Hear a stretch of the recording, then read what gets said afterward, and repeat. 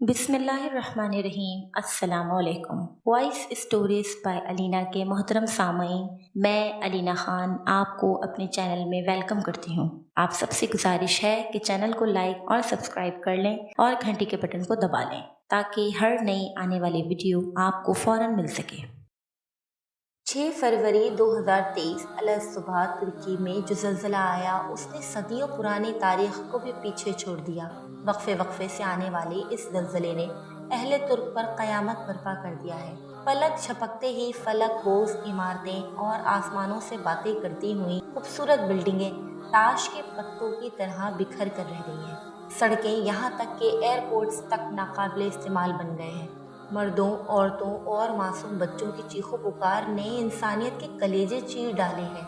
देखते देखते हजारों लोग लुक़्मा अजल बन गए और बेशुमार इंसान जख्मी हो गए हैं। जुमे को किए गए एक ट्वीट में नीदरलैंड में कायम सोलर सिस्टम ज्योमेट्री सर्वे के मुहक्किक फ्रैंक हॉगरबीट्स ने ट्वीट किया, जल्द ही या देर से जनूबी वस्ती तुर्की, उर्दन, शाम में 7.5 शिद्दत से ज़लज़ला आएगा। जबकि इस ट्वीट के 3 दिन के बाद वैसा ही हुआ कि तुर्किया के जनूब और शुमाली शाम में 7.8 शिद्दत का शदीद ज़लज़ला आया। दुनिया में सबसे पहले ज़लज़ला सैयदना आदम अलैहिस्सलाम के ज़माने में आया था। जब काबिल ने हाबिल को शहीद किया तब पहला ज़लज़ला आया और ये ज़लज़ला दुनिया का सबसे बड़ा ज़लज़ला था। ज़मीन 7 दिन तक हिलती रही थी। फिर सैयदना इब्राहिम अलैहिस्सलाम जब सैयदना इस्माइल अलैहिस्सलाम को ज़िबह करने लगे तब ज़लज़ला आया। जब हज़रत इब्राहिम अलैहिस्सलाम ने अपने लख्ते जिगर इस्माइल अलैहिस्सलाम को चट्टान पर लिटाया तो ज़मीन हिल गई, आसमान का रंग सुर्ख हो गया, सूरज अपनी जगह से हट गया, अर्श तक हिल गया। फरिश्तों ने कहा, अगर अल्लाह रब्बुल इज़्ज़त किसी को अपना खलील बनाता तो उनको बनाता। तो अल्लाह ताला ने उस वक्त इब्राहिम अलैहिस्सलाम को अपना खलील बनाया। फिर सैयदना सालेह अलैहिस्सलाम की कौम पर बड़ा ज़लज़ला आया। फिर सैयदना शुएब अलैहिस्सलाम की कौम पर भी ज़लज़ला आया। उसके बाद सैयदना मूसा अलैहिस्सलाम के दौर में जब 70 आदमियों को चुना तब ज़लज़ला आया और तब भी आया जब उन्होंने कहा कि आपने अपने भाई हारून को शहीद किया है, तब ज़लज़ला आया। फिर सैयदना ईसा अलैहिस्सलाम के बाद भी ज़लज़ले आए। फिर अस्हाबे फील पर ज़लज़ला आया। फिर हुजूर अकरम सल्लल्लाहु अलैहि वसल्लम की विलादत की सुबह ज़लज़ला आया, हत्ता के बुत औंधे मुंह गिर गए और ये ज़लज़ला 3 दिन तक जारी रहा। फिर हुजूर सैयद आलम सल्लल्लाहु अलैहि वसल्लम के दौरे मुबारक में मदीना मुनव्वरा में ज़लज़ला आया तो आपने फरमाया, तुम्हारा रब चाहता है कि उसकी तरफ रुजू करो, यानी इस्तग़फ़ार करो, तो तुम तौबा करो। फिर तब ज़लज़ला आया जब हुजूर सैयद आलम सल्लल्लाहु अलैहि वसल्लम खुलफ़ाए राशिदीन के साथ उहद पहाड़ पर थे। फिर हज़रत उमर फ़ारूक रज़ियल्लाहु अन्हु के दौर में ज़लज़ला आया।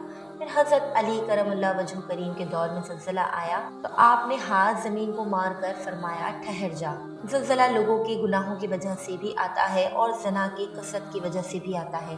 हज़रत अबू हुरैरा रज़ियल्लाहु अन्हु से मरवी एक रिवायत नकल की है कि जिसमें रसूलुल्लाह सल्लल्लाहु अलैहि वसल्लम ने इरशाद फरमाया कि क़यामत उस वक्त तक ना आएगी जब तक इल्म को उठा नहीं लिया जाता। उस वक्त कसरत से ज़लज़ले आएंगे, एक ज़माना दूसरे के करीब तर होगा, फितना और फसाद ज़ाहिर होगा, यहाँ तक कि मालो दौलत की फरावानी इस तरह होगी जैसे उबल पड़ेगी।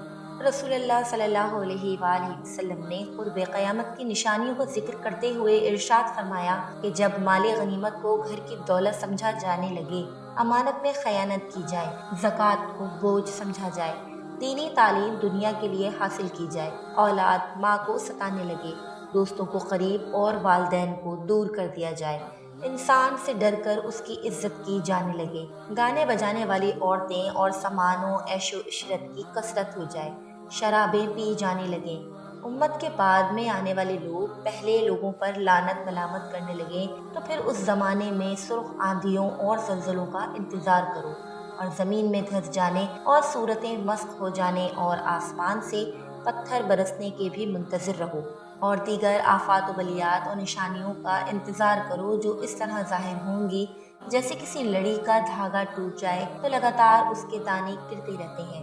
सहाबी रसूल हज़रत सैयदना अनस बिन मालिक रज़ी अल्लाह अन्हु ने एक मरतबा सिद्दीक़े कायनात उम्मुल मोमिनीन हज़रत आयशा सिद्दीक़ा रज़ी अल्लाह अन्हु से दरियाफ्त किया कि ज़लज़ला क्यों आता है। उम्मुल मोमिनीन ने फरमाया, जब लोग ज़ना को हलाल कर ले, शराब पीने लगे और गाने बजाने के मशगले को अपना ले, तो फिर अल्लाह की गैरत जोश में आती है और ज़मीन को हुक्म होता है कि ज़लज़ला बर्पा कर दे।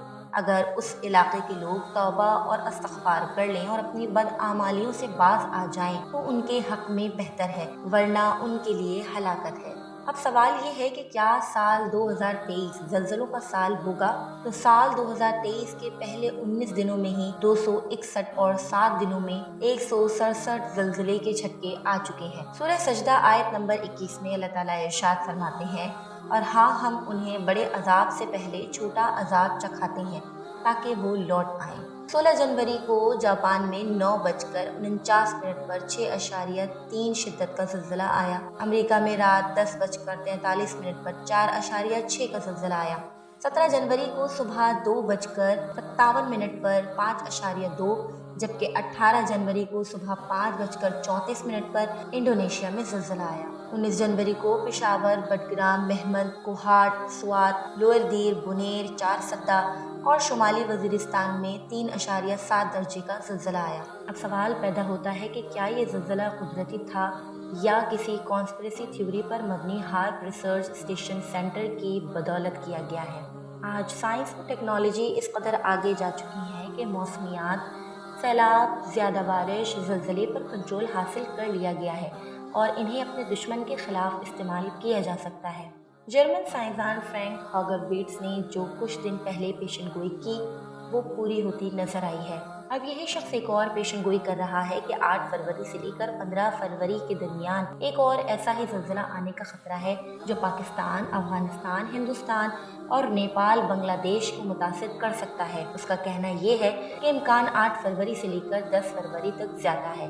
चूँकि उसकी मुकम्मल पेशनगोई पर यह सवाल उठ रहा है कि बिलाखिर उसने ये पुख्ता पेशनगोई कैसे की है, जबकि ज़लज़ले के लिए इतनी पुख्ता पेशनगोई करना ही नामुमकिन है। अजीब बात यह है कि जिन जगहों की उसने पेशनगोई की बिल्कुल वही जगहें उससे मुतासिर हुई, जबकि इसराइल भी इन्हीं जगहों के इर्द गिर्द है और वहाँ पर कुछ भी नहीं हुआ।